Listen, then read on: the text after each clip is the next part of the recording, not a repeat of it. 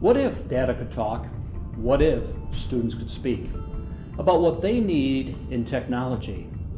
You know, it's a great concept. There's a lot of money spent on technology on every campus across America. And yet at the same time, have we really listened to what students are saying? You know, we're excited at Lone Star College, University Park. In 2011, there was a first-of-a-kind report done and survey that listened to the voice of the students and reported it out in a format that made sense for everyone. In fact, the National Lone Star Report collected over 1 million data points from over 8,000 students in over 40 colleges. And students would say phenomenal things like, "I'm glad somebody's listening to us." That's amazing. When you think about what we're trying to accomplish, it isn't about technology, it's about how do we allow students to be successful. That's our goal. And that's what we'll continue to do.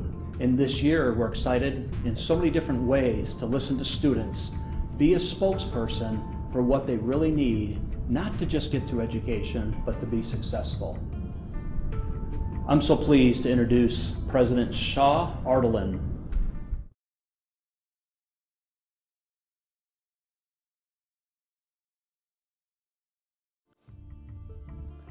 A lot of talk is going on, and this country is in crisis as far as empowering students to get the right jobs the fastest that they can to be competitive.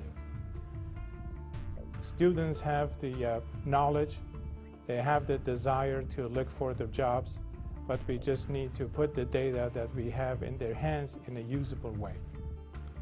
Cloud computing, all the technology, the big data is all available. We just need to give and empower the students with the tools that they need to be successful. I come from a state, Texas, where there are limitations on who can and cannot get into public universities based purely on students' GPA and class rank. This system has its pros and cons, but ultimately it creates the illusion that the goal is to get into college. It's not. The goal is to get a paying job once you finish with college or once you finish with high school. Right now, I'm going to Texas A&M University because I believe it's the best opportunity to get that job that I have as a goal. I don't know that for sure though because of all the confusion that's in the educational system today. We need a concept, we need a device that'll be able to streamline information and help me make better decisions about where I'm headed and where I can find that job that I have as a goal. My parents have spoken with me, and they've said that the goal is to get me a job. It's not to get into college, it's not to live in a dorm room, it's not to wear a shirt with your favorite school's logo on it. It's to get a job, that's where I want to go, and I need a device that will help me get there.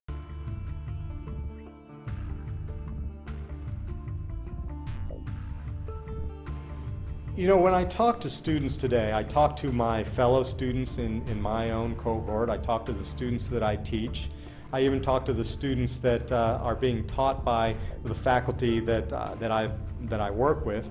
I find one common thread, and that is that there is a disconnect between what the student's dreams are about his or her education, what hopes the student has in terms of identifying what they want to do when they graduate, by thinking about what type of career, what they envision themselves doing in the marketplace, and then actually getting there, getting to that result. Rather than being energized in 2 years, 3 years, 4 years of college and then coming out ready to hit the marketplace and get that job, students are often tired, demoralized, depressed. Some students even get to the end of their 4 years only to find out that they don't have the right credits to graduate. It's just an incredible disconnect. Yet we can again look at the consumer market to see something that has worked right, and then we ask the question, well, how come it works right there, but we can't get this to work in education? As a former student of New Orleans during Hurricane Katrina, I've witnessed firsthand what happens to societies that are disadvantaged because of uncontrolled circumstances. They get displaced and lose hope for the future. The current American education scenario is not much different in that people are being displaced and feel unprepared for future job skills. Mr. President, judges, and Americans, my generation and I are asking you to entrust us to transform how every American navigates the educational landscape. We propose to start up the educational positioning system, whereby we will build the applications that put data ownership in my generation's hands so we can navigate the educational path for every rural, urban, and disadvantaged student and worker. Not only will this startup initiative help America regain our educational prominence, it innovatively helps students and families identify and choose the right educational programs at the best value. Mr. President, we are asking you to give my generation the audacity of hope to start up the educational positioning system my generation has endured. Now it's time for us to lead and shine. Thank you for the honor. Haley's point should be well taken by every leader across America. And what she was referring to when she said that her generation is ready, she's talking about she's the generation or represents that generation that has endured 9/11, the war on terrorism, the banking crisis, the housing market crash, Wall Street burst, the dot-com bubble on the tail end of that. That's the generation. They're here today within your colleges. And they're saying, hey, give us a chance. We've endured more than you think we have. And it's time for us to step up and help solve the educational issue. An educational positioning system is something that really makes a tremendous amount of sense. I can actually share with you some very current information, not as a college president, but as a mother of two 20-year-olds. Both of those kids, although they're twins, have had very different experiences. And as a parent, I've had to keep track of what their goals were, where they were thinking of going to school, what their needs were. And the reality is, it was very difficult for me, and I have 30 years of experience in higher education. I can't even begin to imagine what it's like for a parent sitting in an orientation session and listening to all of the decision points that children and parents have to make.